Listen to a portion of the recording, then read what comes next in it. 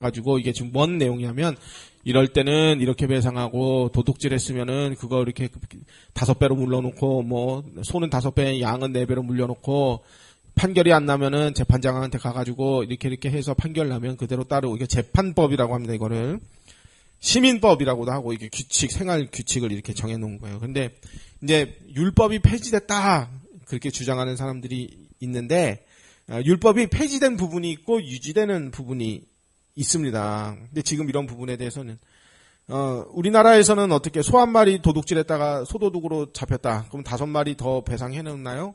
어떻게 하나요? 그러니까 유대 나라에서 과거에는 한 마리 훔쳤다 그러면 이제 5배로 배상해 놓는 것이 유대 나라의 법이었습니다. 근데 우리나라에는 소 한 마리 훔쳐다가 훔쳐간 놈이 잡혔다 그러면 꼭 5마리로 배상하진 않고 이제 경찰이 수사해서 판단하에 뭐 징역을 살게 하든 돈으로 물게 하든 뭐 그렇게 판결을 하잖아요. 그러니까 그런 면에서 꼭 유대 나라 율법대로 소 한 마리 훔친 도둑이 5배로 갚지 않는 그 규칙이 우리나라에 똑같이 대한민국에 똑같이 적용되지 않는다는 그러니까 신정국가의 율법의 집행이 현재는 되지 않는다라는 관점에서 그 율법의 구속력이 폐지됐다라고 하는 거지.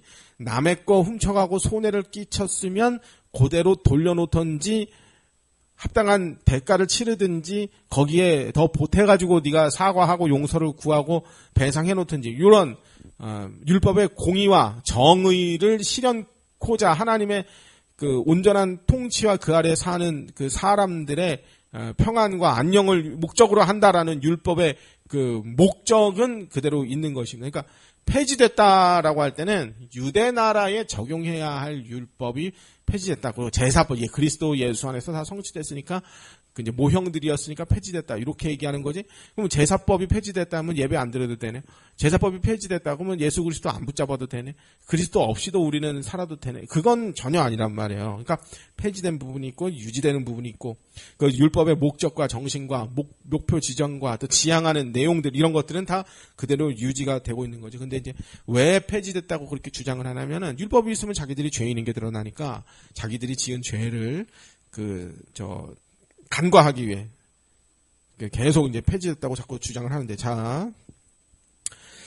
그래서 율법에는 이제 도덕법, 시민법, 제사법 이렇게 있는데 먼저 이제 지지난 시간에 함께 나눴었던 2번을 나눴던 도덕법이란 무엇인가와 도덕법은 왜 영속적인가, 영원히 존재하는가 라는 관점에 대해서 잠깐 요약을 하고 넘어가면 도덕법은 10계명에 잘 나와 있었고 특히 도덕법은 영속적, 영원히 존재하는 속성을 가지고 있다는 그 특징입니다. 왜냐하면 하나님 나라, 하나님 백성들의 형상에 회복될 내용들이기 때문에 도덕법은 유지되는 것이고 그리고 그러므로 도덕법은 지금도 유효한 것입니다. 자, 1번 도덕법의 성격과 영속성. 도덕법은 하나님의 거룩한 성품과 의지를 반영한 것입니다. 그래서 창조시부터 인간의 마음에 새겨진 영원한 법이에요. 우리 양심으로 들어와 있어요.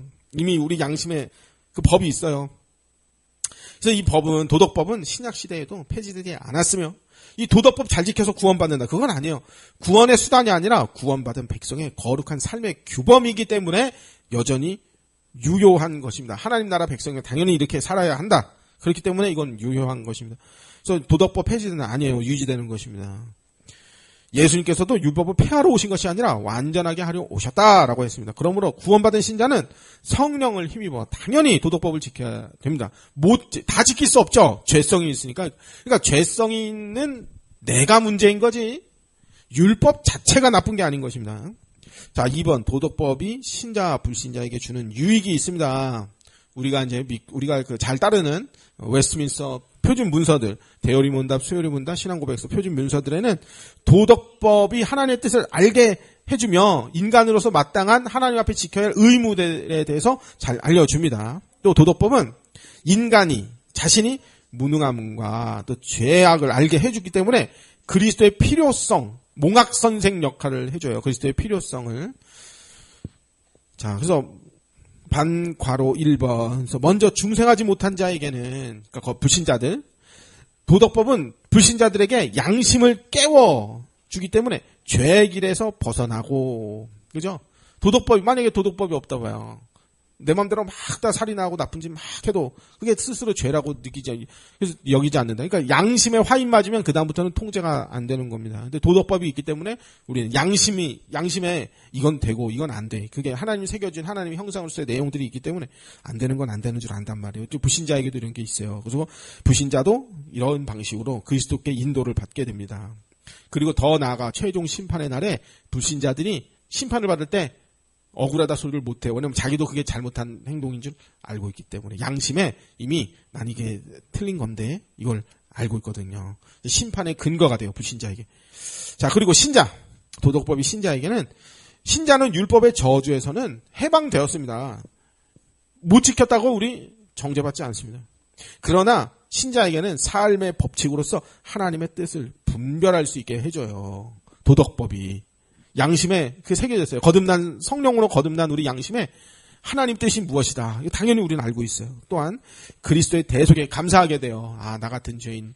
그리스도의 의로 나를 덮어주셨고, 내 죄가 보이지 않게 하나님이 의로부터 칭해주셨구나.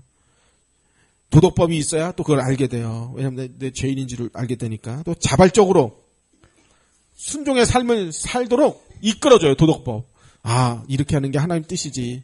내 죄성을 뒤로 하고 주님 앞에 나아가자. 이렇게 도덕법이 그것을 알려주는 것입니다. 자, 그럼 도덕법 어떻게 우리는 지키는가?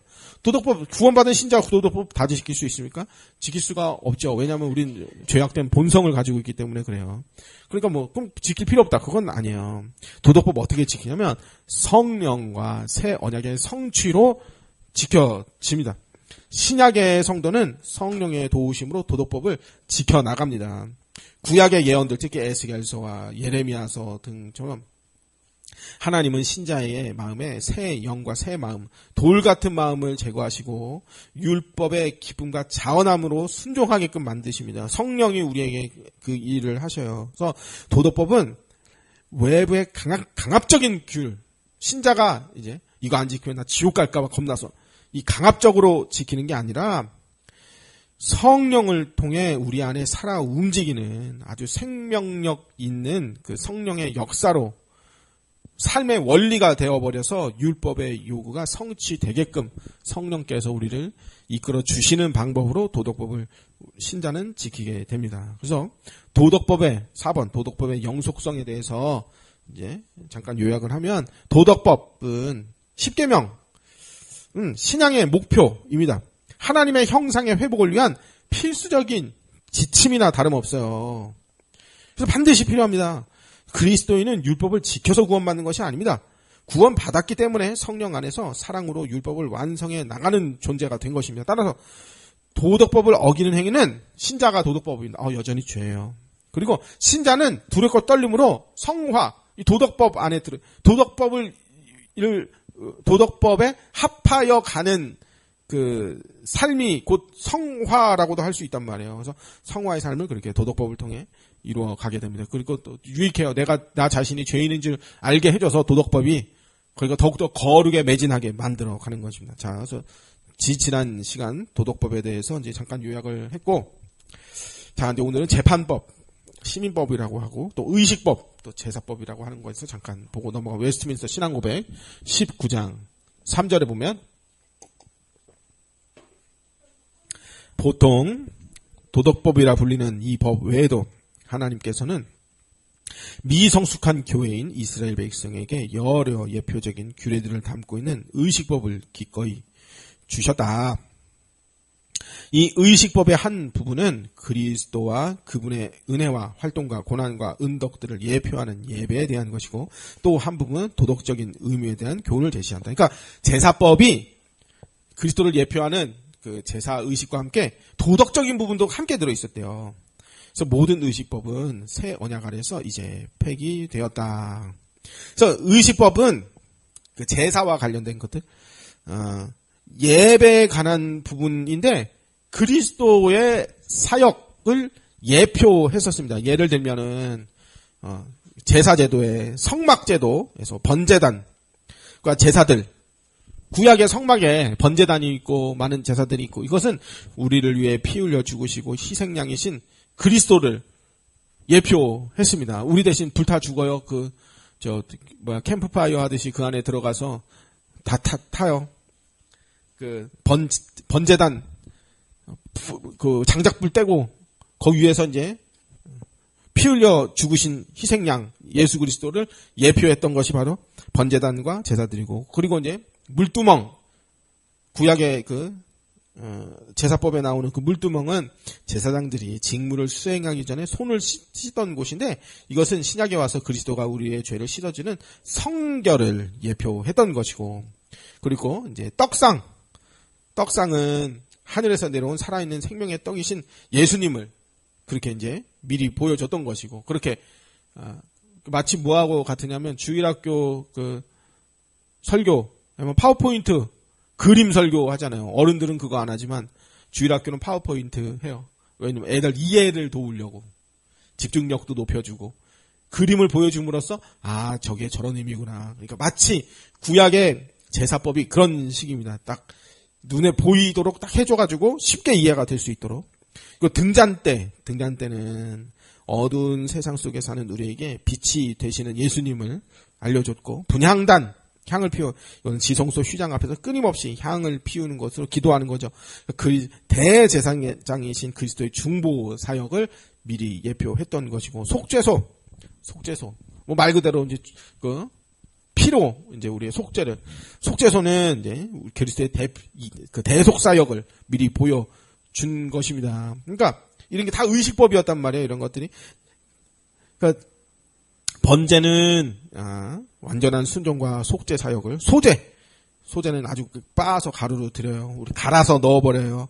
그러니까 그가 예수님이 우리를 위해 그렇게 희생하셨음을, 또 예수님의 화목제 되심은 십자가에서 죽으심으로 하나님과 우리가 화평을 이루고, 우리가 이웃과 화평을 이루고, 그게 화목제예요. 속죄제와 속건제, 이건 다 죄의 크기와 경중을 다, 큰 죄든 작은 죄든 다 예수님이 우리를 위해 십자가에 다 도말하셨다는 것을 다 예표했던 것입니다. 이런 것들이 다 의식법이고, 절기들도 다 의식법이에요. 안식일은 우리에게 참 안식을 주셨다는 게 이제 안식일이에요.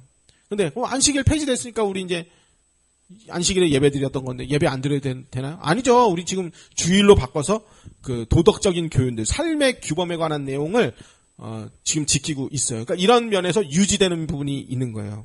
또 과거에 6월절, 그러면 예수님이 우리를 위해 희생양이 되셨다는 것을 미리 알려주는 거고, 또 초실절은 예수님의 부활을 미리 알려줬던 거고, 맥추절, 예수님의 그 초실절 첫 열매 되신 예수님의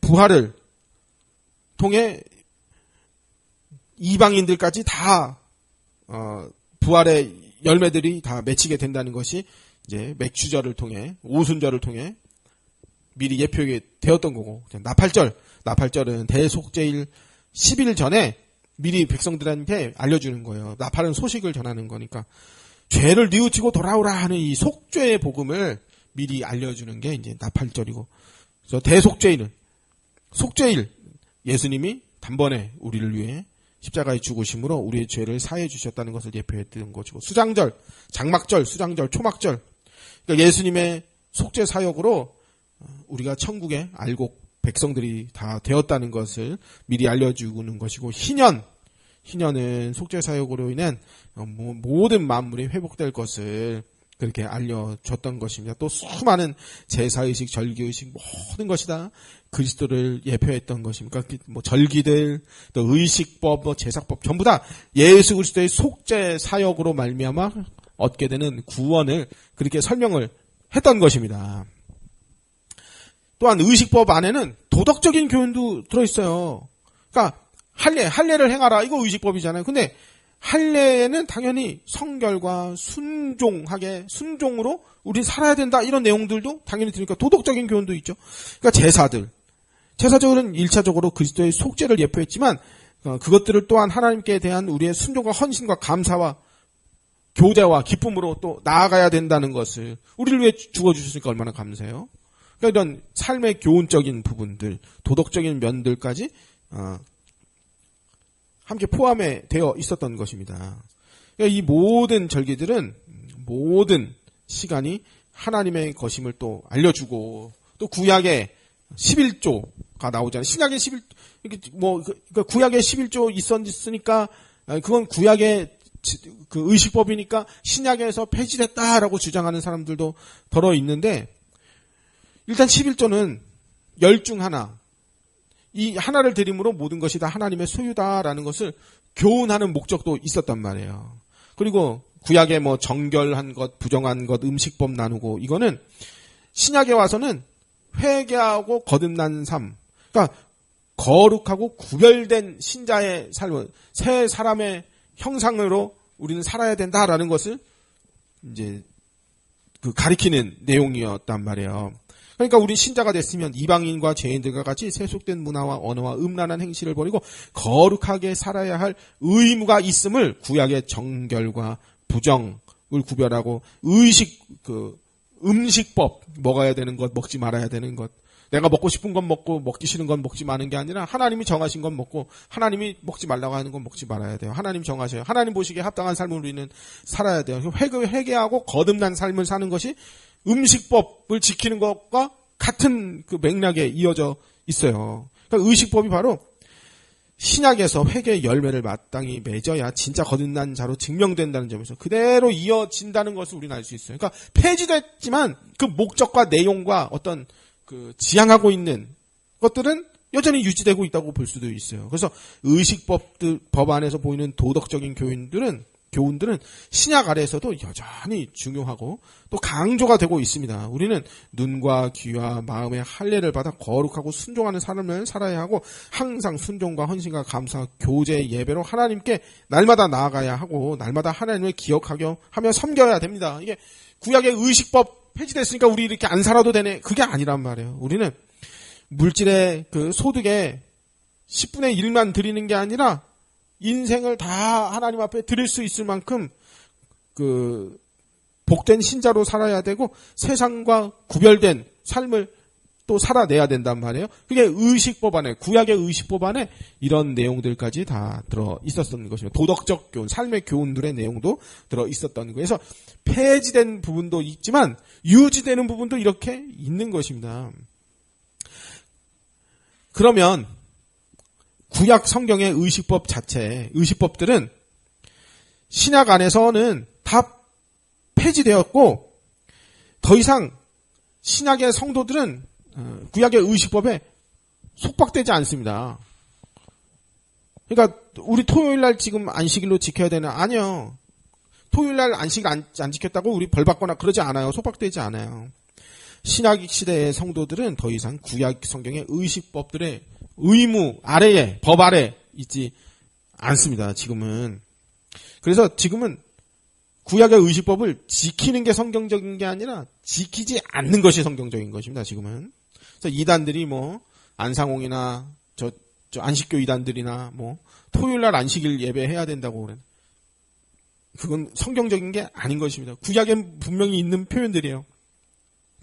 성경을 문자적으로 그렇게 보면 그 사람들은 그렇게 주장하지만 신약에서는 그게 성경적인 게 아니라 폐지된 율법을 붙드는 게 성경적인 게 아니라 새언약 시대에 맞게 따르는 것이 성경적인 것입니다. 또 웨스트민스터 신앙고백 19장 4절에 보면 하나님께서는 정치 조직체이기도 한 이스라엘 백성에게 여러 가지 재판법을 주셨는데, 그러니까 이게 뭔 말이냐면은 국가이면서 정치 조직체다. 그러니까 뭐라고 그러죠? 종교 국가를 뭐래? 신정국가. 이것은 그 백성의 신분과 더불어 폐지되었다. 그러니까 신정국가 이스라엘. 거기서 이제 국법이었던 율법은 폐지됐다 이 말이에요. 그러니까 그 시민법, 재판법은 폐지되었다. 왜냐면 그 국가는 이제 존재하지가 않으니까. 이제 이 법은 일반적인 공정성이 요구하는 것 말고는, 그러니까 공정성을 요구하는 건 살아있다 이 말이에요. 누구에게도 더 이상 구속력을 지나지 않는다. 그러니까 율법의 목적, 공의와 정의와 사랑과 이런 율법의 목적은 그대로 남아있고 문자적으로는 폐지됐다 이 말. 구속력은 없다 이 말입니다. 골로새서 2장 16절 그러므로 먹고 마시는 것과 절기나 초하루나 안식일을 이유로 누구든지 너희를 비판하지 못하게 하라. 이것들은 장래의 일의 그림자이나 몸은 그리스도의 것이니라. 또 히브리서 7장 18절 전에 있던 계명은 연약하고 무익함으로 폐하였대요. 19절 율법은 아무것도 온전하게 못할지라 이에 더 좋은 소망이 생기니 이것으로 우리가 하나님께 가까이 가리니. 그러니까 폐했고 더 좋은 소망으로 하나님께 나아간다. 새 언약 시대는 이렇게 산다. 히브리서 8장 13절 새 언약이라 말씀하셨으며 첫 것은 낡아지게 한 것이 낡아지고 쇠하는 것은 없어져 가는 것이라. 그러니까 없어진 것들 붙들고 있으면 안 된다 이 말이지. 자, 히브리서 10장 1절 율법은 장차 올 좋은 그림자일 뿐이요 참 형상이 아니므로 해마다 늘 드리는 같은 제사로 나오는 자들은 언제나 온전하게 할 수 없느냐. 그러면 온전하게 하시는 이제 새 언약 주인공 예수 그리스도 붙들면 그 리로 나가면 되는 거죠. 그러니까 폐해진 거를 붙들고 있는 거 그거는 비성경적인 거예요. 그래서 오늘날 안식교와 그곳에서 파생된 이단들, 안상홍도 거기서 파생됐고, 그러니까 그런 애들이 이제 6월절 지켜야 된다고 하는데, 걔네들이 6월절 지키고 토요일날 안식을 지킨다고 하잖아요. 그건 잘못된 것입니다. 그러면 따지면은 생각해봐. 그러면 구약에 6월절만 지키라고 했습니까? 아니요. 엄청난 절기들이며, 제사의식이며, 다 해야지 그러면은 그 교회 안에서 양 잡고 소 잡고 다 해야지 그럼. 그리고 할례도 해야지 지네들. 한국 사람들 원래 포경수술 하지만은 구약에 있는 모든 제도들 다 지켜야지 왜 6월절만 지키냐 그러면은.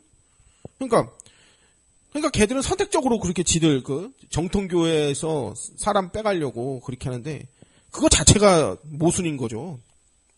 그러니까 우리가 의식법을 지키지 않는 것은 성경에 계시된 하나님의 뜻을 거역하는 게 아니고 새 언약 백성된 자들이 마땅히 순종하는 게 구약의 제사를 안 지키는 게 순종하는 것입니다. 하나님 뜻에. 왜냐하면 구약의 의식법은 예수 그리스도 안에서 다 성취가 됐기 때문에.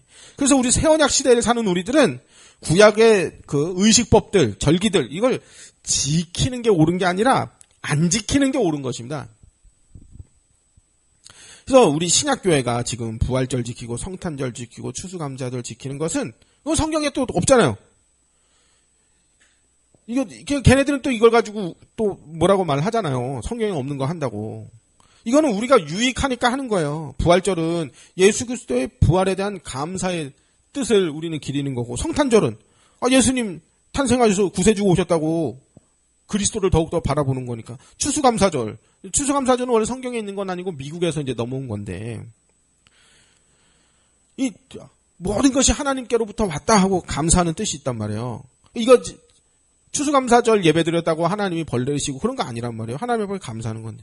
그러니까 이런 절기들은 교회의 유익, 성도의 유익을 위해서 우리가 지키고 있는 거죠. 그러니까 이런 우리가 이제 지금 교회들이 지키고 있는 절기들 이단들이 그런 얘기 한단 말이에요. 성탄절을 지키는 것이 로마 태양신을 숭배하는 것이니 많이 부활절이 이런 소리 하는 건데 그건 걔네들이 하는 소리인 거고 우리는 신앙의 유익을 위해서 하면 되는 것입니다. 그거 했다고 해서 성탄절 예배 드렸다고 해서 추수감사절 예배 드렸다고 해서 하나님이 싫어하시는 게 아니라 하나님이 기뻐하시는 것입니다. 자, 그다음에 이제 재판법은 이제 신정국가 이스라엘 그때의 민법, 산법, 형법 이런 사회생활에 관한 사람과 사람 사이에 있었던 그 법들이에요. 근데 그게 신정국가였을 때였던 거예요. 우리 아까 출애굽기 22장 읽었지만은 출애굽기 21장 1절에 보면 내가 백성 앞에 세울 법규는 이러하니라. 그래서 백성들 사이에 이런 판결과 또 규칙들을 만들어 줬었어요. 그래서 출애굽기 21장 22장에 나온 여러 규례들이 바로 신정국가 이스라엘 안에서 있었던 재판법, 율법들입니다. 그래서 구약 성경에 어떤 법이 도덕법인지 어떤 법이 재판법인지 이게 애매모호하게 딱 나눌 수 있는 그러지 않은 것들도 있어요. 구약 성경에 어떤 법이 신약 성경에서 인정되거나 혹은 그 이유가 영구적이면 그것은 도덕법인 겁니다. 그러니까 구약의 법인데 신약에도 똑같이 적용하고 이건 영속적으로 봐야 된다. 이건 도덕법이고 나머지 것들은 재판법이니까 폐지됐다고 볼 수 있습니다. 그러니까 구약 성경의 재판법들은 신약 아래서 된 게 맞습니다. 왜냐하면 그거는 구약의 그런 법들은 신정국가 이스라엘에서 사용되었던 법이기 때문에 오늘날 미국에서나 한국에서나 중국에서나 그게 통용될 수는 없는 거예요. 그런데 우리 아까 처음에 시작할 때 읽어봤듯이 아까 처음에 읽을 때 22장 읽을 때 그랬잖아요. 소 한 마리 훔쳐간 놈 잡혔다고 5배로 갚아라. 양 한 마리 훔쳐간 놈 잡혔다. 양 4배로 갚아라. 요게 구약의 신정국가 이스라엘의 율법이었단 말이에요. 그러면 그게 폐지됐다 하면은 도둑질 마음대로 해도 되냐? 그건 아니라는 거예요. 지금 우리 한국에서도 소 한 마리 훔쳐갔다. 그거 합당한 배상해놔야지. 꼭 5마리가 아니어도. 미국에서 양 한 마리 훔쳐갔다 잡혔다. 거기에 합당한 배상해야지. 4마리가 아니어도, 4배가 아니어도. 이런 식으로. 그러니까 그 목적, 공의와 정의를 요구하는 하나님의 형상과 하나님의 통치 아래 사는 마땅한 인간의 도리를 요구하는 그런 규칙들, 그 목적들은 여전히 유효한 것입니다. 그러니까 남에게 손해를 끼치지 말아야 하며 아까 읽어본 내용이죠. 남한테 그렇게 했다고 너도 갚아줘라 그런 내용이죠. 남에게 손해를 끼치지 말아야 됩니다. 지금도 재판법 사라졌다고 해서 우리 남한테 막 손해 끼친다. 그건 아닌 거예요. 율법이 사라졌으니까 율법이 폐지됐으니까 우리는 율법 어기면서 살아야 된다. 그건 아닌 거예요. 우리가 만약 손해를 끼쳤다. 그럼 마땅히 배상해야죠. 마땅히 그 책임을 져야죠. 잘못한 대가를 치러줘야죠. 그러니까 이런 내용들은 성경을 모르는 이방인들도 이건 상식입니다. 성경을 몰랐던 이방인들도 남의 거 훔쳐가면 잘못이라는 거 알고 있고 남한테 해를 끼쳤으면 거기에 마땅한 배상을 해야 된다. 그거 상식으로 다 알고 있는 거예요. 저 이단들이나 구원파 쪽이나 다락방이나 이런 데나 율법 폐기됐다 이렇게 어거지 쓰는 거지. 왜냐면 지들이 지은 죄가 많아서 오는 거죠. 자, 그래서 구약 이스라엘의 민법이나 형법, 토지법, 배상법 이런 것들은 당시 그 신정국가 체제에 한정되었던 것으로 보기 때문에 현대 국가에서는 오늘날에서는 적용되지는 않는다고 보지만은 그 안에 담겨있던 그 율법의 안에 있던 정의와 공의 이 원리는 여전히 유효한 것입니다. 그래서 폐지된 면이 있지만 유지되는 면도 있는 것입니다. 그러니까 무조건 폐지됐다고 하면 안 돼요. 공통적으로 의식법과 재판법이 그리스도 안에서 성취되었거나 성취되어서 폐지됐거나 중단되어서 폐지됐거나 그러나 그 안에 담긴 영적인 의미와 공의로운 목적과 그 율법의 거룩한 목표와 정신과 사랑 이런 것들은 신앙 원리로 우리가 삼고 마땅히 지켜야 되고 신약에서 삶의 규범들이 그것들을 다 요구하고 있는 연장선상에 있으니까 복음이 율법을 폐하는 게 아니라 복음이 율법을 이루는 것입니다.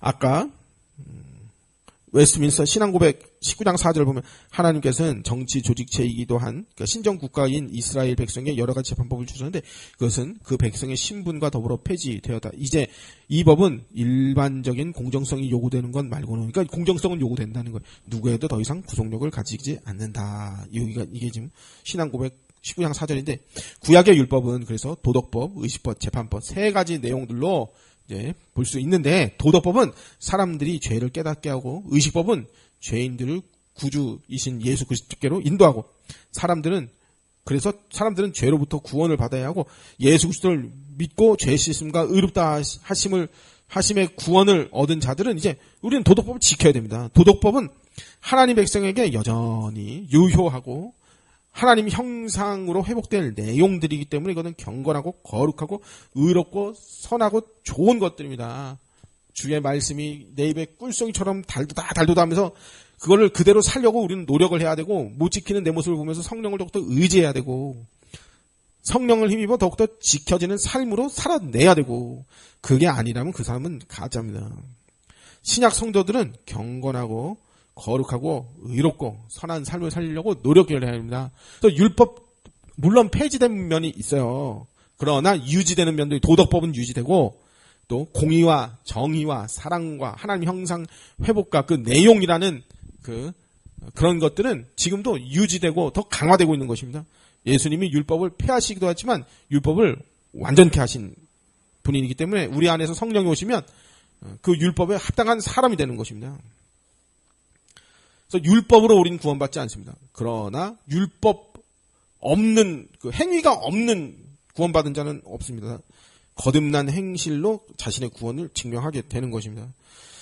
예수님이 율법의 요구를 다 이루셨습니다. 예수님께서 오심으로 구약의 율법이 국가의 법이었던 신정국가 이스라엘은 이제 종결되었고 새로운 이스라엘, 새 언약 시대의 이스라엘, 지금 이스라엘이라는 단어를 쓰기가 좀 너무 민망해요. 지금 전쟁 자꾸 폭탄 던지고 막 그래가지고 미사일 쏘고 그랬는데 요걸 이제 그러니까 영적 이스라엘이다 이런 표현도 쓰기는 하는데 저는 영적인 이스라엘이라는 그 표현보다는 영적 이스라엘, 육적 이스라엘 이렇게 나눠가지고 굳이 이분법으로 나누는 표현이라서 저는 좋아하지는 않지만 어쨌든 신약 교회가 세워졌습니까? 그러니까 그 아브라함의 혈통만 하나님 백성이다 이게 아니고 그리스도 예수를 믿는 자들이 하나님의 백성이다. 이게 이제 신약 교회잖아요.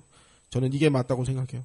우리는 영적 이스라엘 이렇게 하지 말고. 그래서 구약의 눈에는 눈, 이에는 이 이런 배상법, 또 형법, 토지법 이런 것들은 문자적으로는 구속력은 없습니다. 이런 부분에서 폐지됐다고 봅니다. 그러나 공의와 정의를 목표로 하나님 형상의 회복, 하나님 형상의 내용 이런 부분에서는 그 의식법에도 도덕적인 면, 교훈적인 면은 여전히 유지되고 있다. 그래서 폐지되었지만 유효한 부분이 있습니다. 예를 들어서 지붕의 난간을 만들어 사람이 떨어지지 않게 하라. 신명기 22장 8절은 현대 건축법으로 지킬 필요는 없지만 지붕의 난간 만드는 거 해도 되고 안 해도 되는 거 상관없지만 이웃의 생명을 보호하자. 사람의 생명을 보호해야 한다. 안전장치를 만들자. 안전법을 지키자. 그러니까 그 속에 인간 존중이라는 도덕적 원리는 지금도 유효하게 살아있는 것입니다. 그러니까 법 조항 자체는 폐지됐지만 그 안에 담긴 하나님의 정의와 이웃사랑 이것은 현대 사회에서도 윤리 또 인권으로 살아있는 것입니다. 지켜지고 있는 것입니다. 구약의 사회법과 재판법은 고대 이스라엘이라는 특정 시대와 장소를 위한 것이었으므로 오늘날 우리가 문자 그대로 지킬 의무는 없지만 또 폐지가 됐지만 그 법들이 추구했던 공의와 또 약자 보호와 정직 이런 하나님의 형상의 내용들 같은 것들은 도덕법과 연결이 되었기 때문에 현대 우리 그리스도인들에게 아주 중요한 표지가 되는 것입니다.